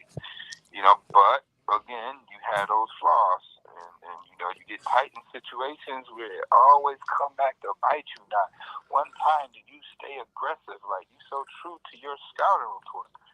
You know what I mean? So it is what it is at this time. And it's like Pagula said, it is what it is. You know what I mean? But it's just tough because, I mean, yeah, he was a winning coach. Like, I never seen a coach that has that many wins end up losing the job. But again, when you look at Mike Tomlin, when you look at Jim Harbaugh, those dudes was on those franchises for over 18 years, Super Bowl rings and all that. And they got rid of them. So Bill Belichick too. Bill Belichick too. He got fired after 6 Super Bowls. Right. You know, no one is beyond reproach. No one. You maxed out Josh Allen's window, man, behind this. Cause, you know, I know Josh Allen's tired of, like, damn, we did all we could. We fought back in that game. We turned the ball over all them damn times and we end up cooking the lead and we just give it away again. Now, Josh is responsible for some of those, you know what I mean? But majority of the time it's been a defense. And y'all expecting me to be Superman. He can't be Superman on defense, too.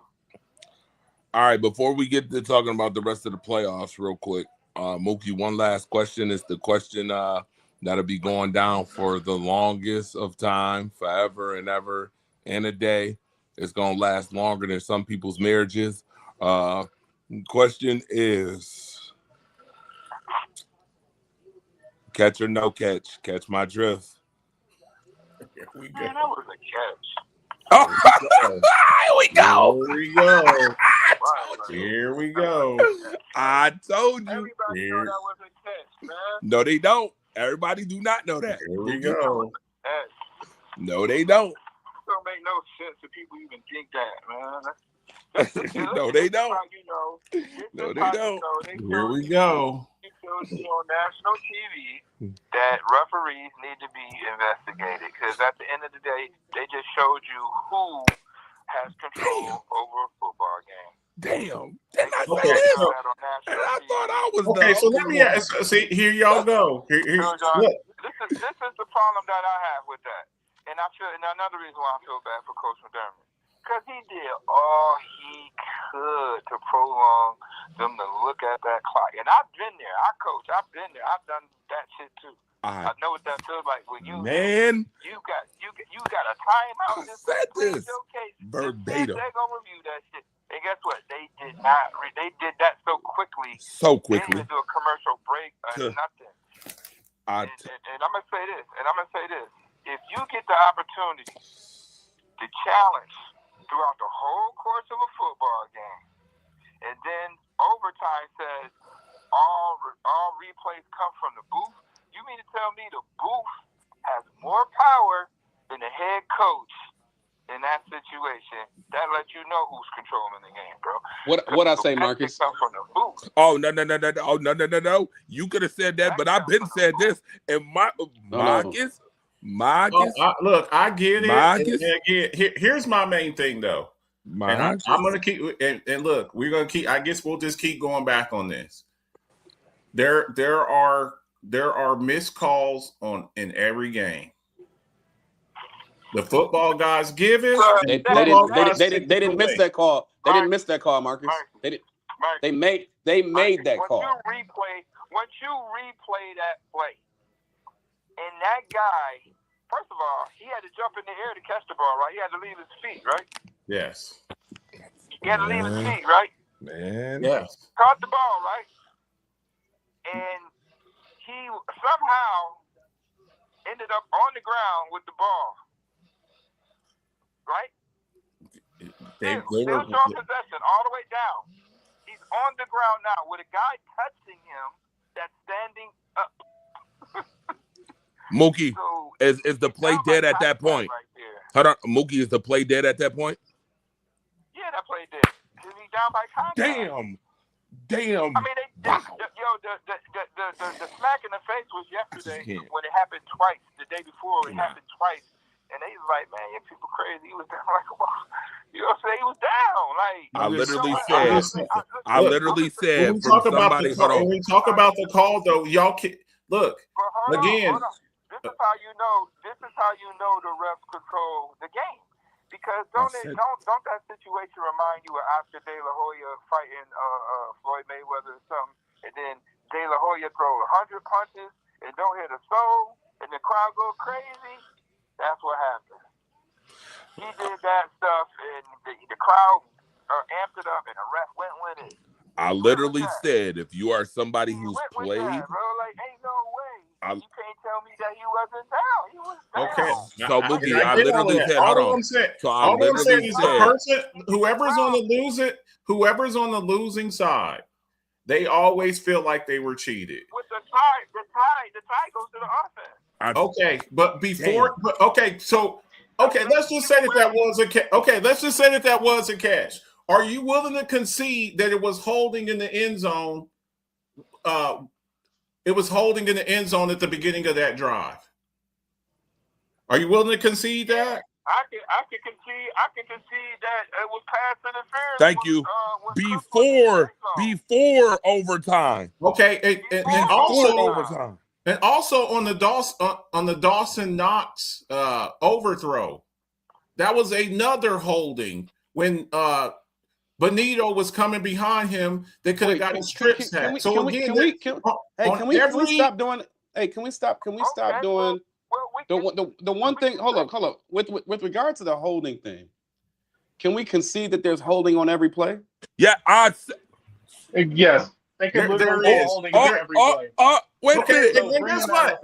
Marcus, you better hold on. No. Stop right now. You better have the same energy for them that you have for I me will. because I they saying the will. same shit I said. Okay, You that's what I'm better saying. have the same energy. Is there son. holding on every play? Okay, technically, Ooh-wee. if we're gonna do that, there's technically pass interference on every damn play. If we're gonna do that, No, it's not. Marcus, All right, so let me Richard say- Sherman If you- literally went how- online. hang and on. said- Let me ask Richard y'all Sherman this: literally went online how and said, how "That's far a down catch." the field? I've never How far seen it called the other way. how far Never down the called that I don't know field? about you, but I think Richard Sherman knows more about playing corner than just about 99.9% of everyone. So I'm going to About- take his word. Okay, Especially over yours. and Shannon Sharp, he's a Hall of Fame tight end. No, Bro, Shannon he Sharp played for the Broncos. You don't Stop think it. you don't have a play Stop in that? it. Come on. He No, played because for the Shannon Sharp Broncos. opened his mouth. Hold on. Shannon Sharp no, is no, a no. homer. Wait a minute. Shannon Sharp is a Shannon Sharp. In that Yeah, case, Shannon Marcus, Sharp is a Shannon. homer. Hold on. He's Watch a this. homer. Shannon Sharp was being a homer. Hold on, though, Mookie. Hold on a second. I'm not calling that man out Marcus, his name, but Shannon Marcus, Sharp played for the You Broncos. know Shannon Sharp was being a homer on He during is. that season. I'm I know. admitting it. I'm Because saying he literally, hold on, watch look. this. He literally tried to use the Calvin Johnson rule, which came into place in 2010, and the rule was changed 5 years later to exactly what I told you. Okay, I've but been you know told what you play this, though. came after that? It was the same difference with Dez Bryant. Look, I was part of the Dez Bryant thing with the Green Bay Packers. I told you that Okay? was a catch, but go ahead. Okay, I felt like it was a catch. Hey, I got a question for you, though, but wait a minute. the You brought bottom up something. I line got to is ask you this okay. question. I got to ask you a question. Catch or no catch? Look, hang on. Was Marvin Mims, was that touchdown a catch? Catch my drip now. Catch or no catch? Maybe. Don't do the Brandon B now. Don't Maybe. do Brandon B now. Did he All survive? I'm saying is, Wait. saying is, Did he survive the ground? No, he didn't. all that I'm saying Hell is, no. as long as we have human officials, No. there's going to be calls. Yes, is there holding on every play?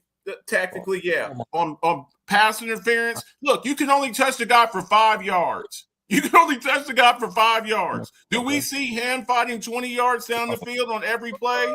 Yes. No. If you're- No. Was that inside You 2 can minutes you straight can when only that happened? you can only pressurize. When did that happen? When Which- did that which- happen in the ball game when he scored? That was before overtime. Marvin Mims, the catch. That was under 2 minutes? Yeah. No review. No review. So I'm just Marcus, saying. Marcus, with regard to the pass interference, Yeah. you can only No. What you mean, no review? Hold up, You hold- mean hold no up. challenge? You can't challenge under 2 minutes. That's what I'm You can saying. review. The review has to come from the booth. You're correct. So Marcus, you can only press and obstruct. You can only press and obstruct a man's progression towards a route within 5 yards of the line of scrimmage. Yeah. After that 5 yards, you can engage via hands and things of that nature Yes. until the ball is in the air. Yes. Then all natural engagement is still permissible Yes. without obstructing neither one of y'all can obstruct y'all path to the football. I'm just saying, if the Broncos had lost that game, their fans would have been in an uproar about the hold. That's 2 points, a safety, Broncos ball. So again, we can argue this to the end of time. If you ask Raiders fans about the immaculate reception, if you ask Raiders fans about the Tom Brady tuck rule, they're going to argue it until the end of time. That's just what it is. When you're on the opposite end in a game that's contested, whoever the loser is, they're gonna say it was rigged. And all I know is this: the NFL is about their money, right? Can we agree on that? The NFL is about their money. Hang on, is the NFL about their money? Okay, what's a more intriguing matchup? The Buffalo Bills and Josh Allen versus Drake May in the AFC Championship for round 3 to go to the Super Bowl, or Jarrett Stidham and Drake May? It depends on who. In no universe. Marcus, it depends on who bet on whose game prior to the Bills Broncos game. On top of the fact that they didn't know that Bo Nix was going to break his ankle on the last play of the game. Stop Okay. that, Marcus. Okay. And literally, there was Who three was other favored? catches. Who was favored in There the was game? three other catches that weekend that Buffalo. went the other way and were called a catch. Devontae Those Adams? were different That's not the same situations. thing? Those were different situations. Okay. They were different situations. Is Mookie still on the line? Yeah, he's still here. Yeah. Ask Mookie this: if the game is in Buffalo, is that call reviewed? Yeah. Yeah, of course. I rest my case. Okay, that's what I'm saying, and that's the other thing too. With the that's why everybody's fighting for home field advantage. That's why every game. This ain't hockey. This ain't baseball. This ain't these other sports where there's series. It's one and done. That's why we watch the game. Every game counts. So when you lose to a team that you shouldn't lose to, part of the other reason why Sean McDermott's ass got fired. When you lose games that you're not supposed to lose, that they're critical. They're critical. So we were literally light years better than them. That's what it was. That's what it was. So, is it that one particular game? No, but it's the body of work. Hey, Marcus. Yeah. When you go for 2 points, against Philadelphia, where you should have just gone ahead and kicked, and it cost you a playoff spot. I'm just saying. I'm just saying. That was gonna bite that ass. Or the playoff game, or the playoff game when you try to run a fake punt with DeMar Hamlin, PR stunt, your own 30. The PR stunt. We gotta stop with this. Look, Sean McDermott did a lot, but the bottom line is when we, in the end, it was time. It was time. No one's beyond reproach. Bill Belichick had 6 Super Bowls. He got fired. He got fired by the Patriots. John Harbaugh got fired, and Tomlin stepped down. All right, Marcus, we're gonna keep that same energy when you get screwed by the refs next year when Dallas fucks up again. I watched. I thought we got screwed in the Dez Bryant catch, no catch. It happens when you're on the opposite side, when you're on the losing side. You feel a certain way. You feel a certain way. But the bottom line is Josh Allen in that particular game. And see, y'all talk about same energy. Last year, I heard Lamar Jackson's a choker. He's a choker in the Buffalo Bills playoff game. He's a choker. He can't get it done. He threw an interception. He had a fumble. I think they were talking about his domestic violence tendencies, not football. Who, Lamar? It was a joke, man. I'm just saying. We don't even know if Lamar got a girlfriend. Well, see the thing is Josh didn't choke that throwaway. That's a catch. Bills win, but the rest screwed him. And Lamar Jackson didn't. And Lamar Jackson didn't screw off. And Lamar Jackson didn't screw off the throw to Mark Andrews for tie in the 2-point conversion. That was somebody else. Now the first playoff game when they played the Bills, he did choke that one away, and he choked away the Kansas City game. That's why he gets called a choker. Okay, well, Josh Allen choked this game away. Y'all say C.J. Stroud choked it. Taken away from him. There's a difference. No. Sure. No. Don't do that. Don't do that. Let me talk. Don't do that. No. I'm not talking to you. I'm talking to Marcus. And it was taken away. I wasn't talking to you. I'm talking to Marcus. Oh, okay. Well, I was talking to Marcus. Don't you dare bring up C.J. Stroud. Got to. How many turnovers? How many turnovers did he have? Hold on. He had 5. Yo, he had 9 turnovers in 2 games. CJ Stroud looked like Nathan Peterman. He was bad. 4 interceptions in 1 half. Look, Josh Allen came back and played a brilliant game, but guess what? You don't get credit for putting out fires that you start. Yeah. Josh Allen put them in that hole. He was making a miraculous comeback, but the bottom line is if he doesn't fumble, it's a 10-point swing at the halftime. It's a 10-point swing at half. He fumbled the ball with 16 seconds left in the half. 16 seconds left in half, and he fumbles the ball.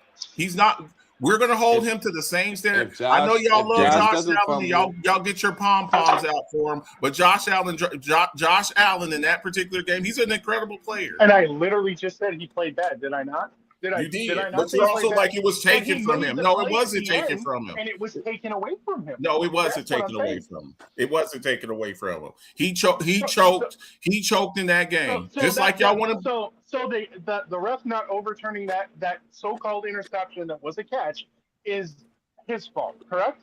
That's what you're saying. No, what is his fault is having 4 turnovers in that We're game. not talking That is about his that. fault. I'm talking about him having the game-winning. We are play talking about taken that. away from him. So Marcus, would you be okay with this analogy? Josh Allen choked for a good part of the game. However, at some point he got the Heimlich, came back to life, put us back in position to win, and right as he was about to walk into the pearly gates, a guy in a striped jersey slammed the gates on him. Hold on. No, Devon. No. I got a better. No, Devon. I got a better one than even that. Marcus the alphabet. Yeah. See, now we gonna right here, okay? From player and coach, sir. Yeah. Because I've done both. Yeah. You played, right? I've done both. I've done both. I coached and I played. Okay, so you done both. College football. And my Right. sons played college football. Devon was at my son's bowl game. So Right. go ahead. What you got? So I gotta ask you, Yeah. if that was your son and your son's team turned over the ball 5 times and still had the opportunity to win a football game, would you have the same energy right now that you got about Josh Allen and these business? I've been there when they did that and they lost the game. I've been there when they did, and I'm like, look, this is the way it works in football, folks. Generally, the team, this is statistics, this is math. Generally, the team, not always, that wins the turnover battle wins the game. That's just it. Generally, the team it's really turnover and penalty. Marcus, where did you coach? I coached in the military. We had teams on base. And I You also didn't answer the question. I just did answer the question. What do you asked me? What do you want to know? I just said I was there So your son makes the same play Josh Allen did, and that got picked off. You're gonna walk up to him and tell him he choked? No, I'm gonna go up to him. I'm gonna hold him. I'm gonna go up there and I'm gonna hug him because he's crying, and I'm gonna tell him, if you get the opportunity, you're put in that situation. I had a game one time. I was a college running back, and I fumbled the ball 3 times. And I cost my team. Josh Allen has to understand, when he takes off and runs, he is carrying the hopes and dreams of all of Buffalo. And he was carrying the ball in the first half. When he fumbled that ball, he was carrying it like a loaf of bread. That's why he got stripped.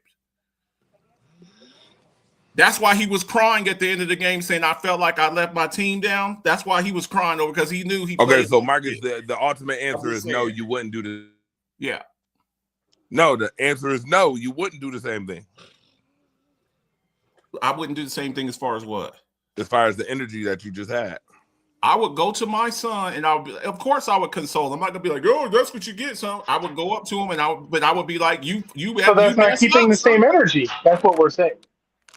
Josh Allen played a good game, but he made critical mistakes in critical junctures of the game. Y'all can spin it any way that y'all want, but I need the same energy. The same energy that y'all gave to Lamar Jackson last year when y'all like he choked. He can't win a game. I never said that he choked.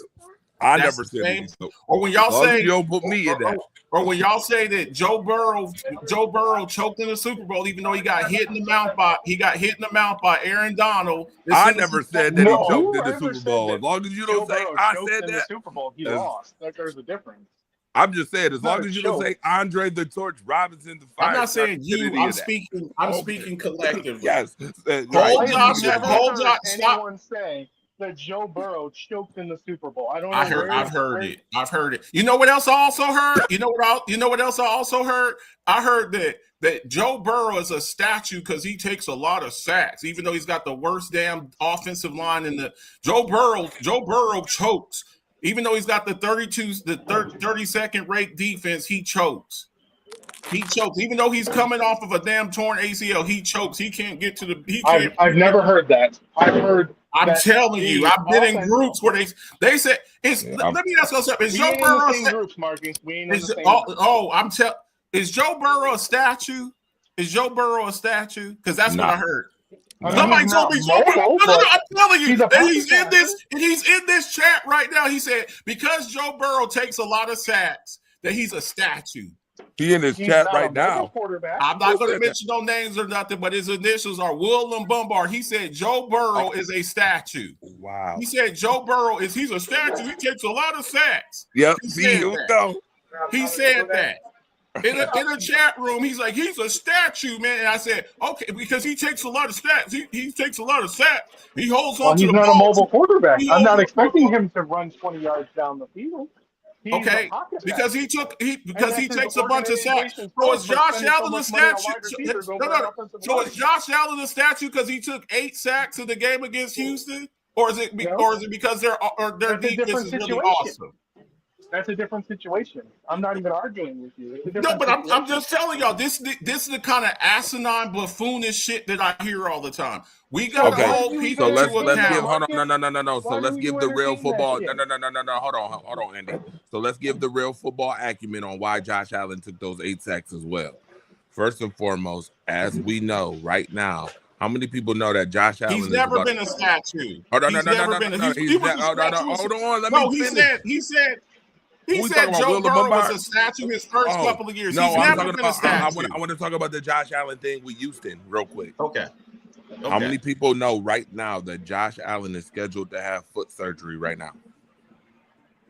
I figured. I didn't know for sure, They said but- that. They said Okay. at the press conference. He'll probably The have to have reason, correct. The reason why Josh Yeah. Allen wasn't as mobile Mhm. the last couple of games of the season, including that Houston game, is because Mhm. Josh Allen has been nursing a foot injury that we Got knew. you.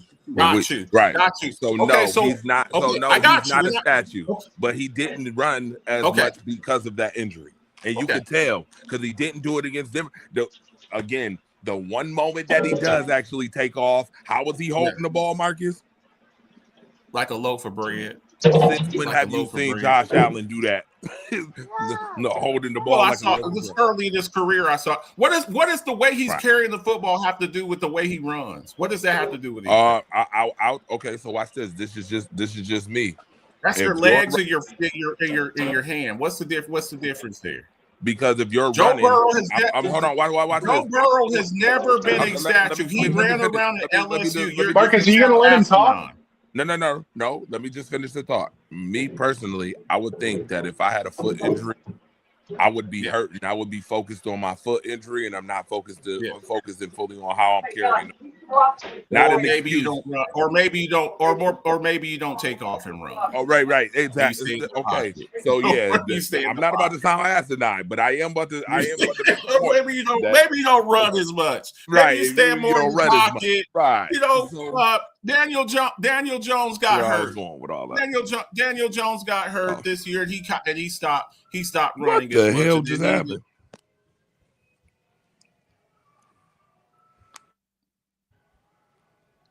Did you guys just go mute? No, I'm still here.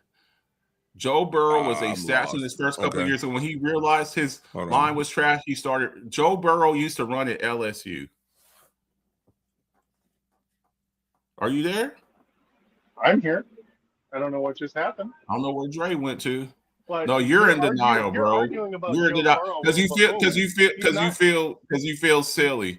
Joe Burrow has never been a statue. Even when he was at LSU, he would take Okay. off and run. Marcus, I've never called him that. I literally. No, say I'm not he's a saying you. mobile quarterback. I'm not. I'm reading the comment. I'm reading the You're comment. arguing with a buffoon. I don't acknowledge nonsense.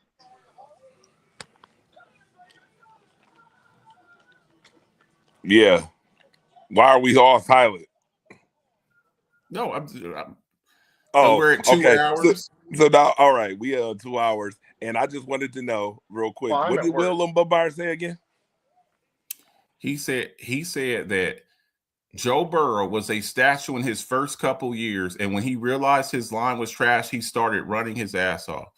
Joe Burrow has never, ever, from college LSU all the way up to, he's never been a statue. He's not Lamar Jackson. He's not like Josh Allen, where there's designed runs, but a statue, a person just sitting in the pocket that just takes hit. So That's he never was been Joe saying Burrow. that he's Peyton Manning. Yes, that's what he said. That is the statue. Yeah, no, It's just not true. It's just not yeah, he's true. not Peyton Manning. I ain't gonna say all that. He's not Peyton That's Manning. just not true. He's not Tom Brady either. Yeah, but yeah, Tom Brady was a statue too. Correct. No, but I'm also not looking at Joe Burrow to make plays with his legs. That's not really his game plan. At least that's not what I'm expecting. What Right. do you consider Justin Herbert a statue? No, No. he's a mobile guy. He's supposed to break out of the pocket, extend the play, get the ball down the field. That's what I'm saying. They don't design. I don't think that they go out there with designed runs for him. If things break down, he'll take off. Trevor Lawrence too. I don't think Trevor Lawrence is like the runner that Josh Allen is. But if the play breaks down, Trevor Lawrence will take off on you. Most quarterbacks now. Look, we just saw Fernando Mendoza in the national championship game. He's not a mobile guy, but he had a damn touchdown where he ran it in. That's just the way that the game is going now. Yeah. All right, real quick. Did we already make our picks for this week? I got New England and the Rams. I'll make my picks on Friday. We know you're gonna night, make yours on Friday, but again, I We got talked the about Rams my going. pick on Monday. Yeah. What was your pick, Andy? I got the Patriots winning, and then I got Seattle winning. Wow. Okay. All right. Well, this has been a phenomenal world-class Wednesdays, by the way. Snowstorm and all, regardless. I knew this was going to be a really good show. 2 hours long. We will talk more NBA as time evolves. I'll be talking WNBA with Sharon tomorrow, too, because the WNBA just released the schedule. We'll be talking about that. The NCAA tournament, college tournament is coming here. Can't wait. I'm gonna be excited to be right on court side, ready to watch that tournament coming up, asking some of those tough questions. I expect more real journalism to come up in the next couple months. And we also have in April the NFL draft meet and greet, the Alphabets Rise Up meet and greet, in which that should be a whole lot of fun as well. And so if you don't have your stuff ready, you should have it ready already, right, Marcus? You better, because if not, you're gonna be like Jesus on Christmas. You're gonna be trying to find somewhere to sleeping in a manger. Mm-hmm. You're gonna be sleeping in swaddling clothing. Yeah. Mm-hmm. All right. With that being said, I want to thank everybody for tuning in. I appreciate y'all. I'm gonna let y'all rock out. I'll see y'all tomorrow night for sure.